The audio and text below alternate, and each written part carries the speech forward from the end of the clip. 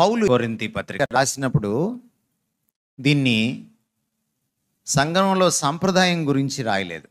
దానికి ముందటి వచనాలు అంటే 23 నుంచి మీకు ప్రభు బల్ల గురించి ప్రబోధం ఉంటుంది.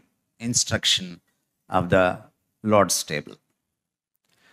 ఒక ప్రబోధంగా, ఉపదేశంగా దీన్ని రాశాడు. ఒక ఇన్స్ట్రక్షన్గా రాశాడు. ఎందుకు రాశాడు అంటే ఆనాడు ప్రభువు వల్ల ప్రేమ విందు కలిసి ఉండేవి. మనలాగా చిన్న రొట్టె పుచ్చుకొని పక్కవాడికి అందించడము, చుక్క వేసుకుని మళ్ళీ పక్కవాడికి ఇవ్వడం కాదు. ఎందుకంటే వాళ్ళ పూర్తి భోజనం అది. మనలాగా వరి అన్నం తినరు వాళ్ళు. కనుక వాళ్ళ ప్రేమ విందు, ప్రభురాత్రి భోజనం కలిసి ఉండేవి. అందుకని మీకు ముందటి వచనాలు చదివితే మీకు ఆ విషయాలు కనపడతాయి. మొదటి కొరింథీ పత్రిక అంతా కూడా సంఘంలో ఒక్కొక్క సమస్యను ఉద్దేశించి సత్యాన్ని బోధిస్తూ ఉపదేశిస్తూ వచ్చాడు ఆయన. మొదటి కొరింథీ పత్రిక సందర్భం అంతా అదే. కాబట్టి ప్రభు బల్లను ఎలా ఆచరించాలి, ప్రేమ విందులో ఎలా పాల్గొనాలి, ఎందుకంటే రెండు ఒకటే కాబట్టి అన్న విషయాన్ని ఆయన అనేకమైన విషయాలు చెబుతూ వచ్చాడు. మనకు ఆశ్చర్యం కలిగించేది ఏమిటంటే నిజానికి ప్రభు ఆ రోజున రొట్టెనెత్తుకొని కృతజ్ఞతాస్తులు చెల్లించి దాన్ని విరిచి అందరికీ ఇచ్చినప్పుడు పౌలు అక్కడ లేడు. కానీ పౌలు పరిభాష మనం చూస్తే ఆయన ఆ రాత్రి గురువారం ఆ గదిలో ఉన్నట్టుగా రాస్తాడు. మీరు చూడండి 23వ వచనం చదవండి.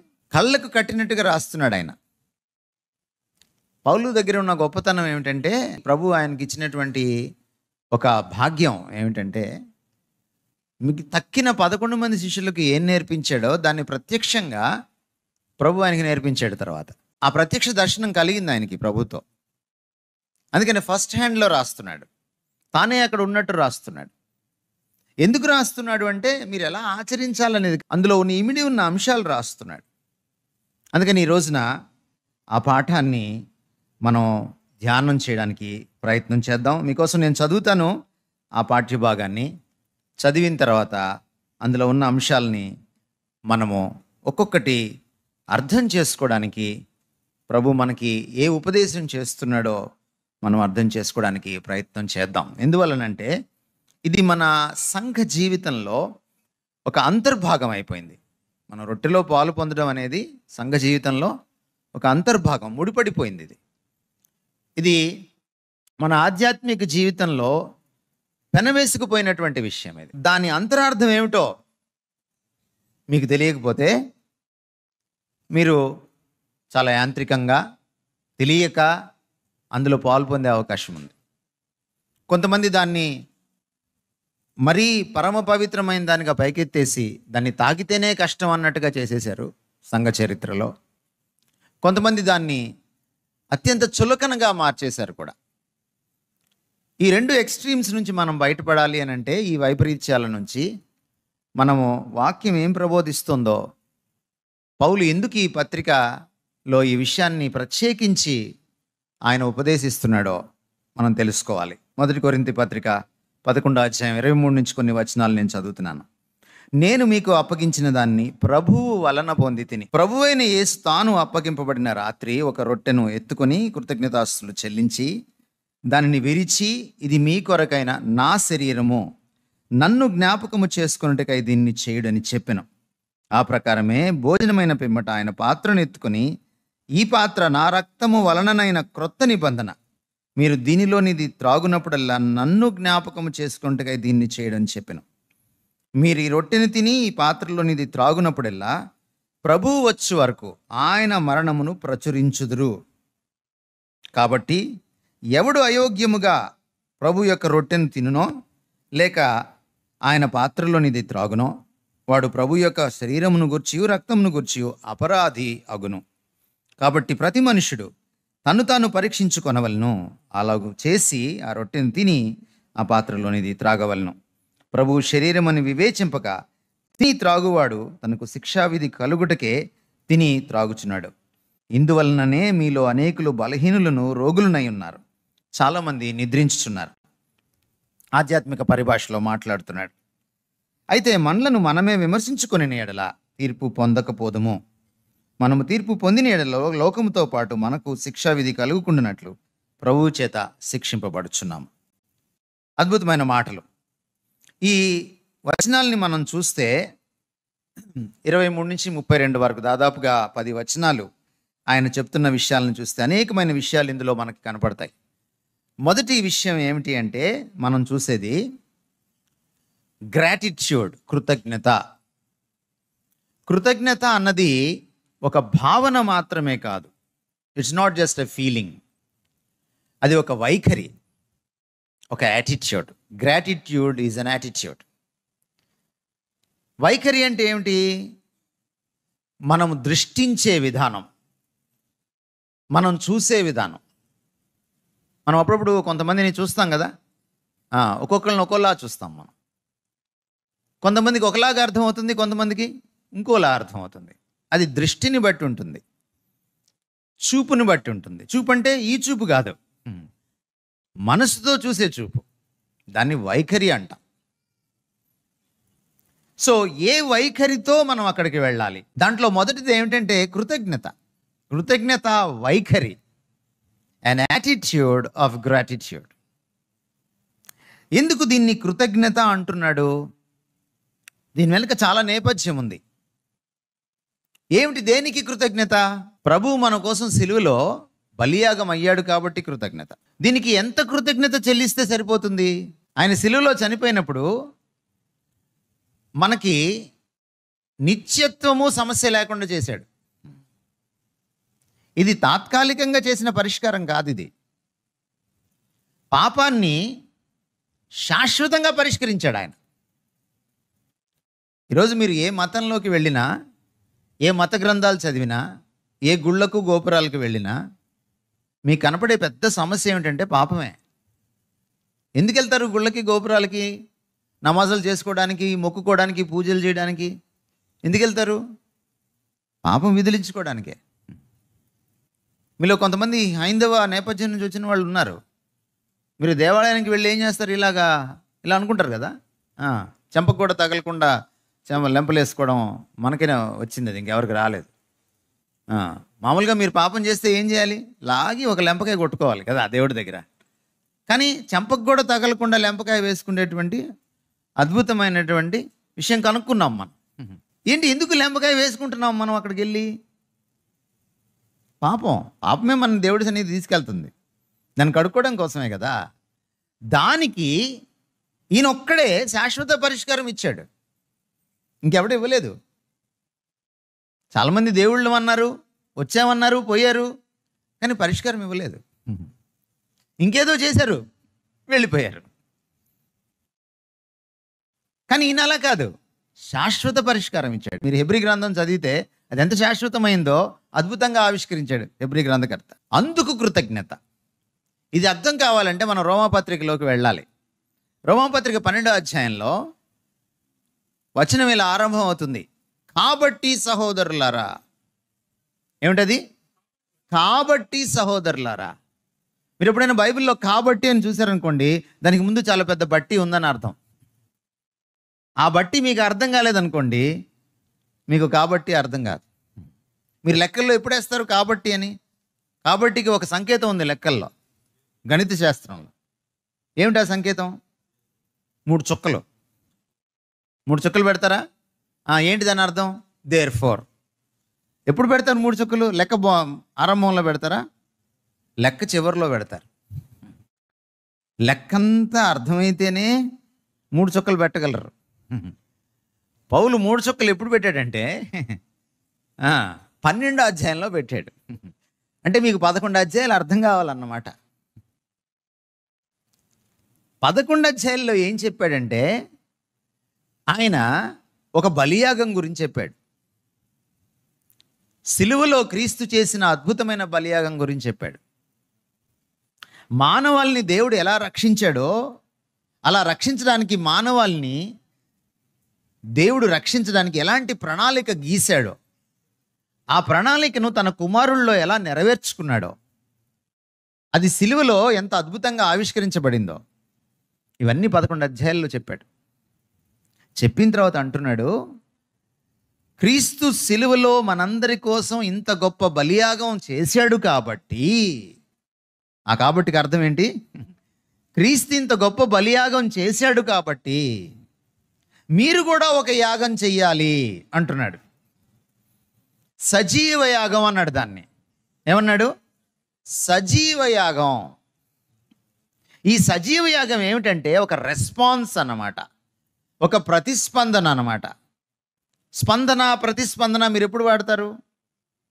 ఒకటేదో జరిగినప్పుడు దానికి జవాబుగా వాడతారు. యేసుక్రీస్తు వారు సిలువలో మనందరి కోసం ఇంత గొప్ప బలియాగం చేశాడు కాబట్టి ఇప్పుడు దానికి ప్రతిస్పందనగా, రెస్పాన్స్గా మనం ఇంకొక బలియాగం చెయ్యాలి. అది కృతజ్ఞతా బలియాగం అంటున్నాడు. కృతజ్ఞతతో చేసేది ఏం తెలియజేస్తుంది? రొట్టె ద్రాక్షరసం ఆ బలియాగాన్ని తెలియజేస్తుంది, ఆ బలియాగాన్ని గుర్తు చేస్తుంది. అది నిజానికి నువ్వు రొట్టెలాగా దాన్ని చూడకూడదు. ఆ రొట్టె సిలువలో నలుగొట్టబడిన శరీరానికి గుర్తు, ద్రాక్షరసం ఆయన కార్చిన రక్తానికి గుర్తు. కాబట్టి మీరు రొట్టెని తాకితో ఏదో అయిపోతుంది అని అనుకోకూడదు. మీరు చేయవలసింది ఏమిటంటే, అరే ఈయన ఇంత చేశాడు కదా, నాకు నేనేం చేస్తున్నాను ఆయనకి. ఈ కృతజ్ఞత కేవలం ఒక భావన కాదు, ఈ వైఖరితో నువ్వు జీవించాలి 24 గంటలు. అంటే ఈ రొట్టెలో చేయి వేసేటప్పుడు మాత్రమే కాదు ఈ కృతజ్ఞత ఉండవలసింది, నువ్వు ఈ బిల్డింగ్ మెట్లు దిగి వెళ్ళేటప్పుడు కూడా ఉండాలి. 24 గంటలు, 7 వారాలు, 365 రోజులు, 12 నెలలు చెల్లించాల్సిన కృతజ్ఞత. ఇక్కడ ఈయన ఏమంటున్నాడంటే, రోమాపత్రిక 12వ అధ్యాయం 1వ వచనం మనం చదివితే, మీ శరీరాలను ఎందుకు వాడాడు అంటే, శరీరంతో పని చేస్తాం మనం, శరీరంతో జీవిస్తాం మనం. అంటే నువ్వు శరీరంతో చేసే ప్రతి పని ఒక కృతజ్ఞతార్పణగా దేవుడికి ఉండాలన్నమాట. ఆయన సిలువలో సిన్ ఆఫరింగ్ చేశాడు, పాప పరిహారార్థపు బలి. ఇక్కడ నువ్వు చెల్లించేది ఏమిటంటే ప్రతిదినము కృతజ్ఞతార్పణ బలి. రెండిట్లో అర్పణ ఉంది. అక్కడ ఆయన సిలువలో అర్పించుకున్నాడు మన పాపం కోసం, దానికి ప్రతిస్పందనగా ఇప్పుడు మళ్ళీ మనం తిరిగి అర్పించుకోవాలి. మీరు వంటగదిలో ఉల్లిపాయలు కోసినా మీరు ఏడవకూడదు, ప్రభు కోసం నవ్వుతూ కోయాలి. మీరు ఉద్యోగం చేసినా, వ్యాపారం చేసినా ఈ కృతజ్ఞత కనపడాలి, ఉట్టిపడాలి. నువ్వు చేసిన ప్రతీది కూడా ఆయన నిమిత్తం చేయాలి. మీరేది చేసినా నువ్వు మనుషుల నిమిత్తము కాక ప్రభు నిమిత్తము చేయాలి. అదన్నమాట కృతజ్ఞత. ఈ కృతజ్ఞత ఒక జీవన శైలిగా మారిపోతుంది అన్నమాట. ఈ మాట అనిన తర్వాత పౌలు అంటున్నాడు కిందకు వచ్చి, అదే 1వ వచనంలో, ఇట్టి సేవ మీకు యుక్తమైనది అంటున్నాడు. It's a reasonable service. ఎలాంటి సేవ ఇది? కృతజ్ఞతతో కూడిన సేవ. గ్రీకు మూల పదంలోకి వెళ్ళి చూస్తే ఆరాధన, కృతజ్ఞతలోంచి పుట్టిన ఆరాధన. ఆరాధన అంటే నైవేద్యం, అంటే నిన్ను నువ్వే నైవేద్యంగా ఇచ్చివేసుకుంటున్నావు అనమాట. నువ్వు సిలువలో నా కోసం ఇచ్చివేసుకున్నావు కాబట్టి నన్ను నీకు ఇచ్చివేసుకుంటున్నాను. ఎలా ఇచ్చివేసుకుంటాను? ఎడాపెడ కాదు, ఆషామాషిగా కాదు, ఇష్టారాజ్యంగా కాదు, పరిశుద్ధంగా, అనుకూలంగా, ఆయనకి ఇష్టంగా. ఒక వచనంలో ఎన్ని విషయాలు ఉన్నాయో చూడండి. సో నేను రొట్టె ద్రాక్షరసంలో చెయ్యి వేస్తున్నప్పుడు నా వైఖరి ఏంటి? కృతజ్ఞతా వైఖరి. ప్రభువా, నా జీవితమే నీకు కృతజ్ఞత బలిగా ఇచ్చుకుంటున్నాను. బలి అంటే ఏమిటో తెలుసా మీకు? యాగము, బలి. యాగం అన్న బలి అన్న ఒకటే. యాగము, బలి అంటే అర్థం ఏంటంటే మళ్ళీ వెనక్కి తీసుకోలేంది. అంటే యేసుప్రభుకి ఇచ్చి మారుమనసు పొందినప్పుడు, బాప్తిస్మం తీసుకున్నప్పుడు మళ్ళీ అప్పుడప్పుడు తీసుకొని మీరు వాడుకొని మళ్ళీ ఆయనకి ఇచ్చేది కాదు అది. యేసుప్రభు సిలువలో నీ కోసం ఎలా ఇచ్చి వేసుకున్నాడు? సంపూర్ణంగా ఇచ్చి వేసుకున్నాడు. వెనక్కి తీసుకోవడానికి వీల్లేనంతగా ఇచ్చి వేసుకున్నాడు. ఫిలిప్పీ పత్రిక 2వ అధ్యాయం ప్రకారం రిక్తుడిగా చేసుకున్నాడు, ఖాళీ చేసుకున్నంతగా ఇచ్చి వేసుకున్నాడు. ఇంకా ఏమి ఇవ్వడానికి ఆయన దగ్గర ఏమి మిగలనంతగా ఇచ్చి వేసుకున్నాడు. మళ్ళీ వెనక్కి తీసుకునేది కాదు బలి అంటే. క్రైస్తవ జీవనం ఏమిటో తెలుసా? You know what is Christianity? బలి. నిన్ను నువ్వు బలి చేసుకుంటూ బ్రతకడం. నిన్ను సిలువ వేసుకుంటూ బ్రతకడం. అది ఎలాగా? కష్టంగా కాదు, ఇష్టంగా, కృతజ్ఞత భావనతో. నువ్వు ఇంత చేసావు కదా నా కోసం, నా సమస్తం నీది అంటూ. ఈ కృతజ్ఞత పెదవులతో మాత్రం చెల్లించేది కాదు. ఆదివారం రొట్టెలో చేయి వేసేటప్పుడు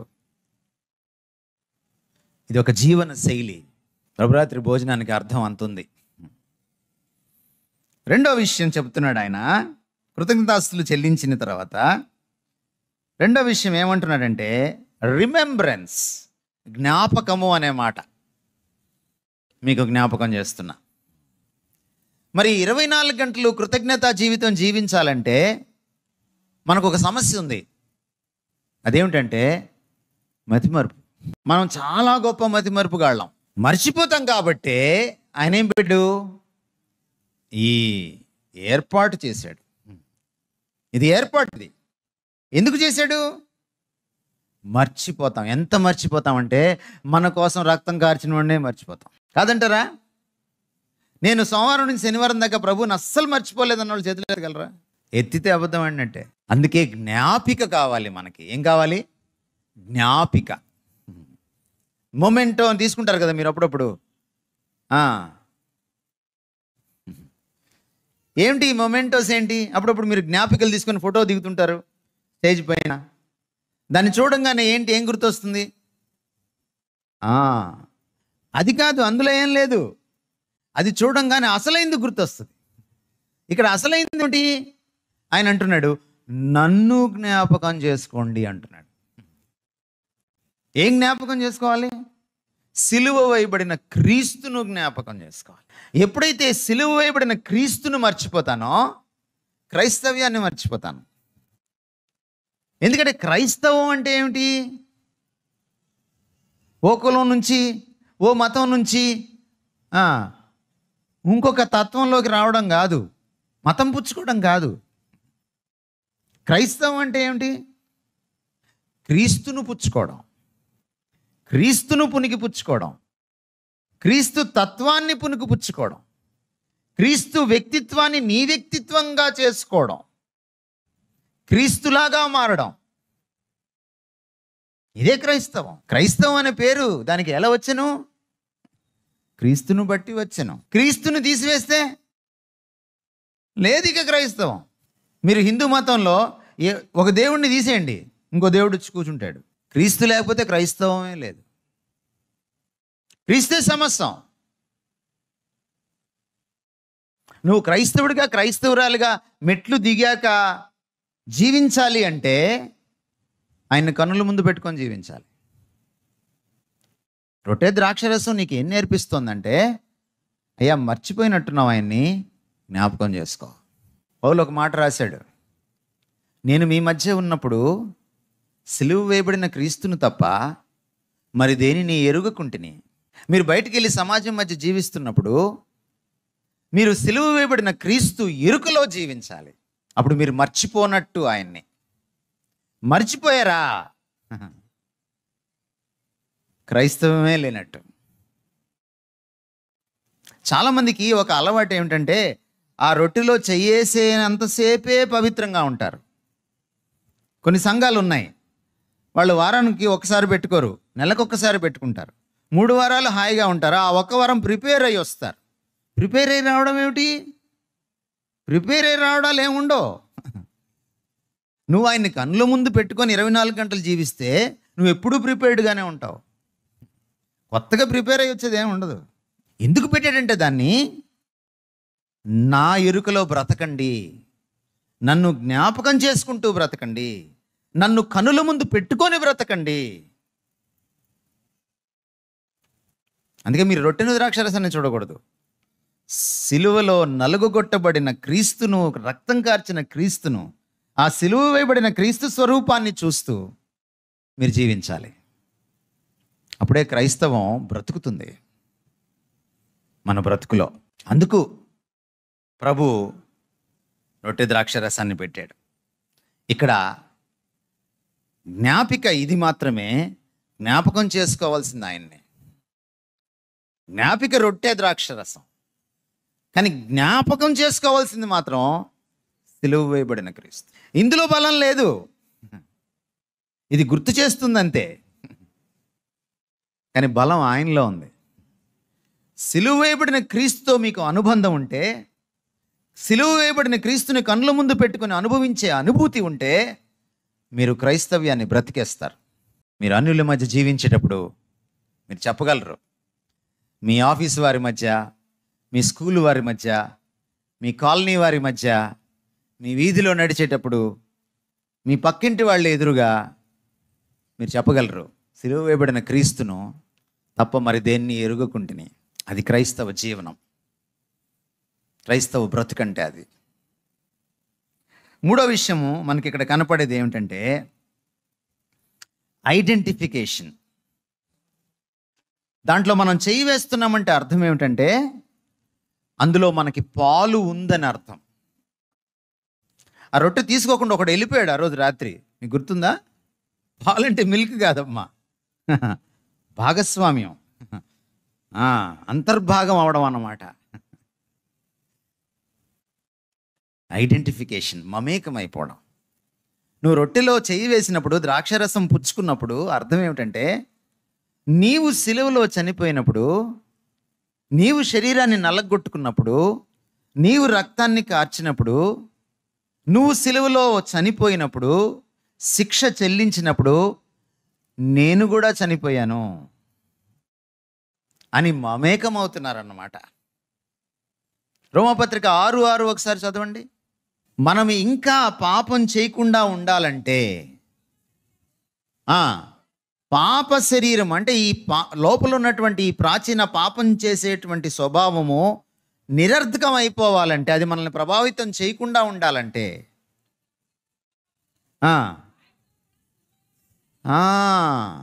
ఈ పాత మనిషి ప్రభువులోకి రాకముందున్నాడే మనిషి నీలో, వాడు ఆవిడ ఏమవ్వాలి? యేసుక్రీస్తు సిలువ వేయబడాలి. గలతీ 2:20 చదవండి. నేను క్రీస్తుతో కూడా సిలువ వేయబడను. ఇదే ఐడెంటిఫికేషన్ అంటే, ఇదే మమేకం అవ్వడం అంటే. నువ్వు ప్రతిదినము ఈ సిలువ అనుభవంలోకి రాలేదనుకో బ్రతకలేవు. పౌలు ఏమన్నాడు గలతీ 2:20లో? సిలువ వేయబడిన తర్వాతనే జీవించడం నేర్చుకున్నాను, ఇక జీవించేవాడిని నేను కాను, ఎందుకంటే నేను చచ్చిపోయాను, ఇప్పుడు ఆయన బ్రతుకుతున్నాడు. నా రొట్టెలో నేను చెయ్యి వేసినప్పుడల్లా నాకు అది జ్ఞాపకం చేసేది ఇంకోటి ఏమిటంటే, అరే నువ్వు చచ్చిపోయావురా, బ్రతికేది క్రీస్తే. అంత మమేకం అయితేనే నేను అందులో చెయ్యి వేయాలి. మీరు పరీక్ష చేసుకోండి అనంగానే మీరు పరీక్ష ఎలా చేసుకుంటారు? మామూలుగా స్కూల్లో వాళ్ళకి హాఫ్ ఇయర్లీ, క్వార్టర్లీ టెస్టులు ఉంటాయి కదా, యూనిట్ టెస్టులు ఉంటాయి. మీకు వీక్లీ టెస్ట్ అన్నమాట ఇది. మీరు పరీక్ష ఎలా చేసుకుంటారు? గత వారం ఎలా జీవించాను, అది కాదు పరీక్ష. ఎంత మమేకమయ్యాను క్రీస్తుతో, ఎంత చచ్చిపోయాను. ఈ పాత ఛాయలు, వాసనలు చచ్చిపోవాలి. నేను క్రీస్తులో మమేకమైతే రొట్టెలో చేయి వేయాలి. ఇది మూడవది. నాలుగవది ఆయన అంటున్న మాట ఏమంటున్నాడు ఆయన? నాలుగవది పరీక్ష చేసుకోమన్నాడు. ఉందా మాట? పరీక్ష చేసుకోవాలి, మనల్ని మనమే విమర్శించుకోవాలి, అప్పుడు తీర్పులోకి రాము. సో అందులో చేయి వేసేటప్పుడు నాలుగో విషయం ఏమిటి? పరీక్ష పాస్ అవ్వాలి నువ్వు. మనకి ప్రతి వారం పరీక్షే.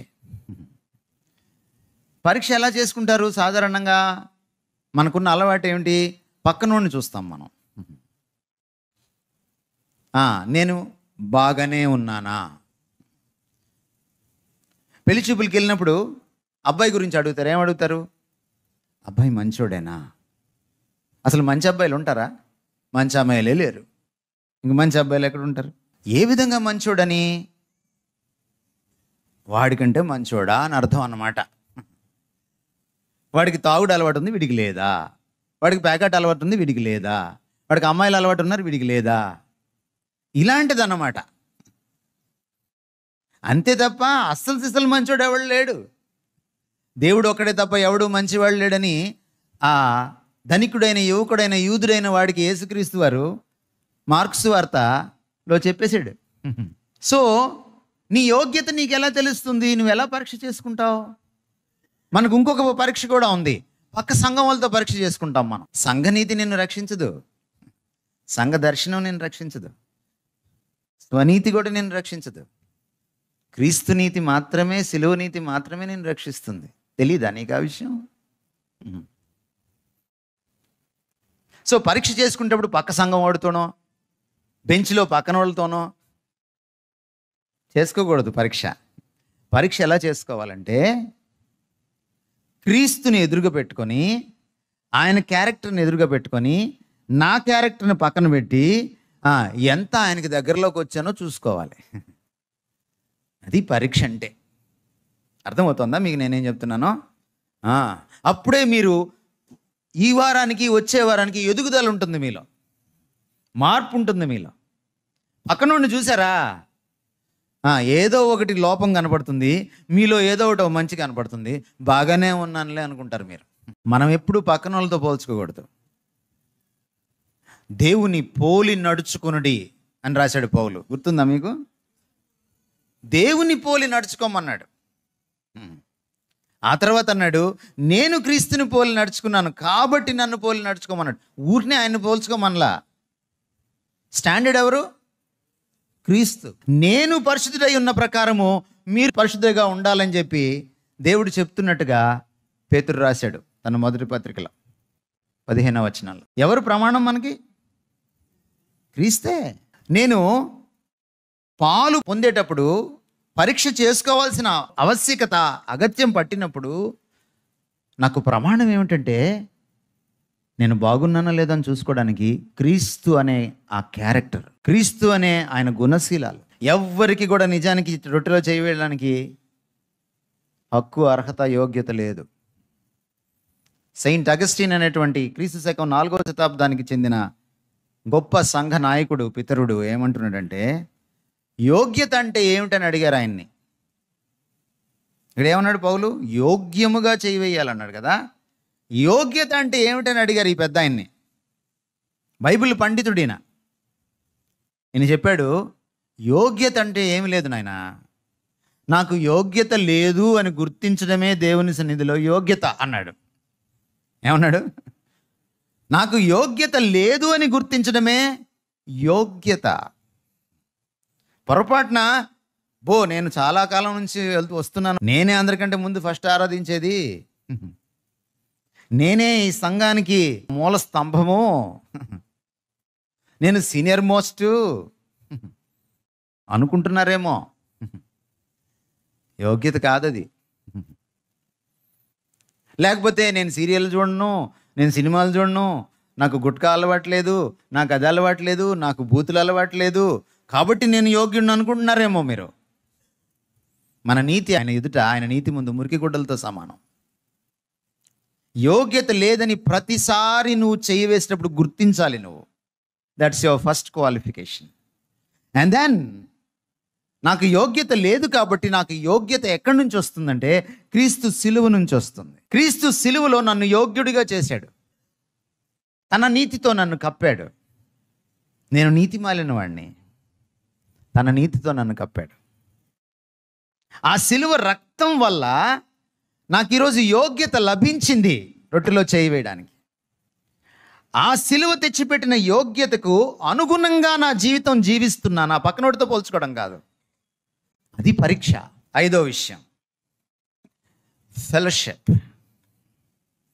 ఇక్కడ సహవాసం అనే మాట లేదు ఈ వచనాల్లో, ఈ 10 వచనాల్లో.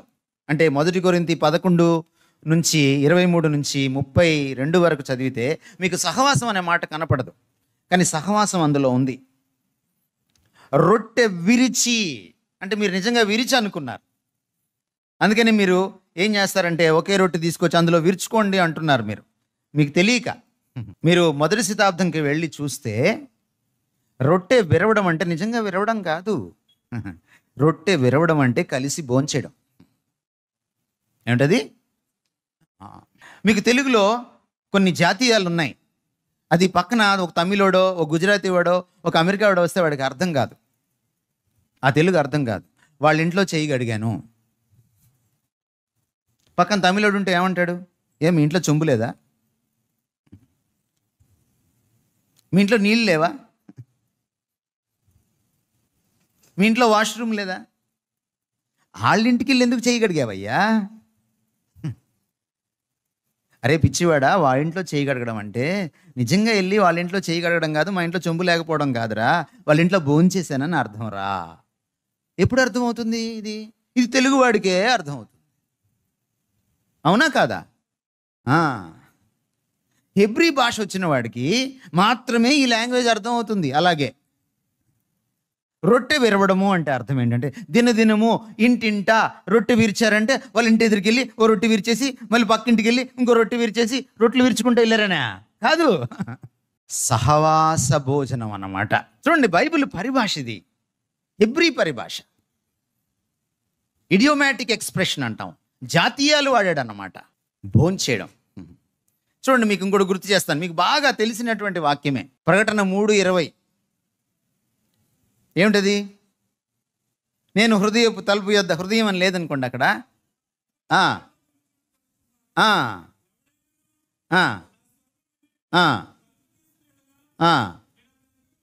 నేను అతని యొద్దకు వచ్చి అతనితో నేనును, నాతో కూడా అతడును భోజనము చేయదు. ఏం చేస్తానంటున్నాడు? భోజనము కలిసి చేస్తాడట. అతనితో కూడా, నాతో కూడా. ఈ మాటలు మీకేం అర్థమవుతున్నాయి? కలిసి భోజనం అన్నమాట. యేసుప్రభు ఎప్పుడు చెప్పాడు ఈ మాటలు? తిరిగి లేచిన తర్వాత. ఆకలేసింది ఆయనకి? లేదు, ఆకలేదు. పునరుద్ధానం అయిన తర్వాత ఆకలి ఉండదు. మరి ఎందుకు భోజనం చేస్తానంటున్నాడు? భోజనం అంటే సహవాసం. హెబ్రీలు కూడా భారతీయులు లాంటి వాళ్ళు అన్నమాట.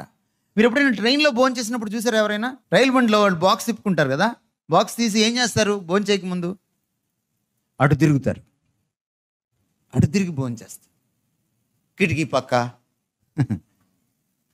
ఎందుకు అటు తిరుగుతారు?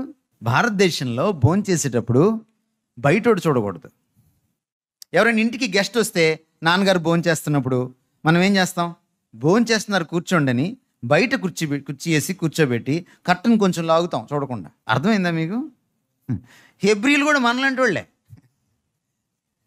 అదే ఆప్తుడు వచ్చాడు అనుకోండి, భోజనం చేసేటప్పుడు కట్టను ఏము, రారా అబ్బాయికి ప్లేట్ తీసురా అంటాం అన్నమాట. మన పక్కనే కూర్చోబెట్టి ప్లేట్ పెట్టి మనతో పాటు భోజనానికి కూర్చోబెట్టుకుంటాం. ఎవరితో? ఆప్తుడితో.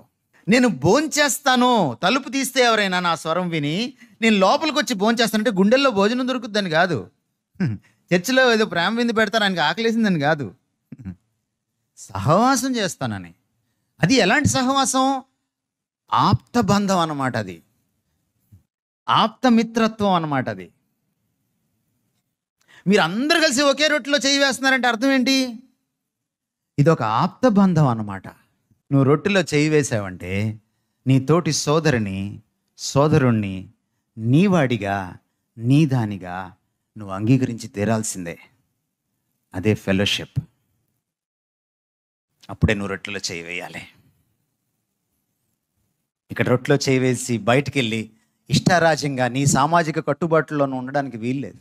ఇది 5వ విషయం. 6వ విషయం, అదే వచనాల్లో ఏమంటానంటే, ఈ రొట్టెలో నేను చేయి వేయడం వల్ల, ఈ ద్రాక్షరసం నేను పుచ్చుకోవడం వల్ల ఇంకో పని చేస్తానట నేను. ఏంటంటే ఆయన మరణాన్ని ప్రచురం చేస్తానట. ఏం చేస్తాను? ఆయన మరణాన్ని ప్రచురం చేస్తాను. అంటే నేను నోటితో మాట్లాడను, కానీ బయట ఒక అన్యుడు వచ్చి, ఏమిటండి దాంట్లో చేయి వేస్తున్నారు, నన్ను అడిగితే నాకు పెట్టట్లేదు ప్రసాదం, మీరే తింటున్నారు. వాళ్ళేమో ప్రసాదం అందరికి పెడతారు, తీసుకోకపోతే బాధపడతారు. మనమే తింటాం, పక్కనోడికి పెట్టాం, వాళ్ళేమో పెట్టలేదని బాధపడతారు కదా. వాళ్ళు అడుగుతారు మనల్ని, ఇదేమిటయ్యా నువ్వు ఒక్కడవే తింటున్నావు అంటే, మన సాక్ష్యం ఏమిటి? ఇదిగో నా కోసం ఈయన చనిపోయాడు. ఇది చనిపోయినటువంటి క్రీస్తుకి గుర్తు. ఆయన నలుగగొట్టబడిన శరీరానికి, ఆయన కార్చిన రక్తానికి గుర్తు. నువ్వు క్రీస్తులోకి వస్తే నువ్వు కూడా తినచ్చు. నేనేం తెలియజేస్తున్నాను బయట లోకానికి? క్రీస్తు శిలువను ప్రకటిస్తున్నాను అన్నమాట. క్రీస్తు శిలువ మరణాన్ని చాటింపు వేస్తున్నాను అన్నమాట. నువ్వు రొట్టెలో చేయి వేసినప్పుడల్లా నువ్వు సాక్షిభూతంగా ఉన్నావు అన్నమాట. క్రీస్తు శిలువకి ఒక సజీవ సాక్ష్యంగా నువ్వు ఉన్నావు అన్నమాట. అందుకనే బయట సోమవారం నుంచి శనివారం దాకా నీ సాక్ష్య జీవితానికి ఇక్కడ రొట్టెలో చేయి వేయడానికి అనుబంధము, సంబంధము ఉందన్నమాట. అక్కడ ఎలా పడితే అలా ఉండి ఇక్కడికి వచ్చి అప్పటికప్పుడు రక్తంలో కడుక్కొని రొట్టెలో చేయి వేసి మళ్ళీ వెళ్ళి ఆ లోకంలో పొల్లాడకూడదు. చిన్నపిల్లని అమ్మ స్నానం చేస్తే వాడు ఏం చేస్తాడు? మళ్ళీ వెళ్ళి ఆటలోకి వెళ్ళి మురికిలో పొల్లాడతాడు వాడు. అలా చేయకూడదు. రొట్టెని చూసినప్పుడల్లా గబుక్కన కడుక్కొని మళ్ళీ రొట్టె అయిపోగానే మర్చిపోయి గబుక్కున మళ్ళీ పాత జీవితంలోకి వెళ్ళకూడదు. ఆ బయట సాక్ష్య జీవితంలో సిలువ వేయబడిన క్రీస్తు కనపడాలి. ఇక్కడ నువ్వు చేయి వేసినప్పుడల్లా ఆ సాక్ష్య జీవితానికి అద్దం పట్టే జీవితంతో నువ్వు ఇక్కడ చేయి వేయాలి. రొట్టె ద్రాక్షరసంలో పాలు పొందడం అంటే దానికి తగ్గ సాక్ష్య జీవితాన్ని కలిగి ఉండడం, విట్నెసింగ్ క్రైస్ట్. ఇది చాలా ప్రాముఖ్యమైన విషయం. ఇది 6వ విషయం. 7వ విషయం, మీకు అక్కడ ఇంకో మాట ఉంది, గుర్తు చేస్తున్నాను నేను. ప్రభువు వచ్చు వరకు, ఆయన వచ్చు పర్యంతము. ఏమిటి దాని అర్థం? ఎప్పుడు దాకా చేస్తాను ఇది నేను? ప్రభు వచ్చిన తర్వాత ఇంక చేయను. ప్రభు వచ్చిన తర్వాత ప్రభు బల్ల ఉండదు. ప్రభు వచ్చిన తర్వాత ఈ బైబిల్ కూడా పట్టుకొని తిరగక్కర్లేదు, ఆయనే నాతో ఉంటాడు. ఇంతకంటే ఉన్నతమైనటువంటి జ్ఞానం వచ్చినప్పుడు, ప్రవచన వాక్యం వచ్చినప్పుడు, ఇంతకంటే ఉన్నతమైన ప్రత్యక్షత వచ్చినప్పుడు ఇది నిరర్థకం అయిపోతుంది అన్నాడు. ఎప్పుడు దాకా చేస్తాను? ప్రభువు వచ్చే వరకు. కాబట్టి ఇందులో సాక్ష్యమే కాదు, ఎదురు చూపు కూడా ఉంది. దేని గురించిన ఎదురు చూపు? ఎప్పుడు వస్తాడా? ఆయన వచ్చేంత వరకు నువ్వు ఇలా బ్రతకాలి, నువ్వు ఈ ప్రమాణాలతో బ్రతకాలి, నువ్వు ఈ ఎరుకలో బ్రతకాలి, నువ్వు క్రీస్తుకు తగ్గట్టుగా బ్రతకాలి, ఆ సిలువలో ఆయన ఇచ్చిన యోగ్యతకు తగ్గట్టుగా బ్రతకాలి అని నాకు జ్ఞాపకం చేస్తూనే ఉంటుంది ఈ ప్రభువు బల్ల. ఎప్పుడు దాకా జ్ఞాపకం చేస్తుంది? ఆయన వచ్చేంత వరకు. ఇన్ అదర్ వర్డ్స్, పరోక్షంగా, ఇండైరెక్ట్గా నన్ను ప్రిపేర్ చేస్తూ ఉంటుంది ఆయన రాకడ కోసం. ప్రిపరేషన్ ఇన్ యాంటిసిపేషన్, ఎదురు చూపులో. ఏమిటి? సిద్ధపాటు. మన ఇంటికి ఎవరైనా వస్తారని అనుకోండి, మనం ఎలా ఎదురు చూస్తాం? లుంగి కట్టుకోనో నైట్ వేసుకోనో ఎదురు చూస్తామా? ఇల్లు ఊడకుండా కూర్చుంటామా? మీరు ఎప్పుడు వస్తారు, వచ్చిన తర్వాత ఊడుద్దామని వెయిట్ చేస్తున్నాను అని అనుకుంటామా? అలా ఉండం. ఎదురు చూపులో ఏముంటుంది? సిద్ధపాటు ఉంటుంది. సిద్ధపాటు ఉండాలి. అందులో ఎవరు వస్తున్నారు? నా ప్రభు వస్తున్నాడు. ప్రభువులకు ప్రభు, రాజులకు రాజు వస్తున్నాడు. దేవాది దేవుడు వస్తున్నాడు. ఈసారి గొర్రెపిల్లలా రాడు, కొదమసింహంగా వస్తాడు. ఎవరికి వారికి వడ్డించడానికి వస్తాడు. విశ్వాసులకి వడ్డించేది ఉంటుంది, అవిశ్వాసులకి వడ్డించేది ఉంటుంది. అక్రమార్కులకు విక్రమార్కులకు ఇద్దరికీ వడ్డిస్తాడు. ప్రతివానికి వాని క్రియల చొప్పున ప్రతిఫలం ఇవ్వడానికి వస్తున్నాడు. ఇదిగో నేను త్వరగా వస్తున్నాను. చివరి అధ్యాయంలో చివరి మాటలు అదే కదా. కనుక నీవు రొట్టెలో చేయి వేసినప్పుడల్లా నువ్వు సిద్ధపడుతున్నావా? అది నేను ప్రభు కోసం సిద్ధం చేస్తోందా? సిద్ధం చేసే ఒక జ్ఞాపిక నాది. అలా ఉందా? ప్రభు కోసం సిద్ధపడే జీవితం ఎలా ఉంటుందో నువ్వు సిద్ధపడాలిరా అని నీకు తెలియచెప్పేటువంటి ఒక జ్ఞాపికగా ఉందా అది? ఇది చాలా ప్రాముఖ్యమైనది. ఇన్ని విషయాలు ప్రభురాత్రి భోజనంలో, ప్రభు బలలో, రొట్టె ద్రాక్షరసంలో పాలు పొందేటప్పుడు ఇమిడి ఉన్నాయి. ఇవన్నీ జరుగుతూ ఉంటే మీరు నిజంగా యోగ్యంగా ఆ రొట్టెలో, ఆ ద్రాక్షరసంలో చేయి వేసినట్టు లెక్క. అలా జరగకపోతే మీరు యోగ్యంగా చేయి వేసినట్టు లెక్క కాదు. దేవుడు ఈ వాక్యం మేము మంచి దీవించిన గాక. God bless you.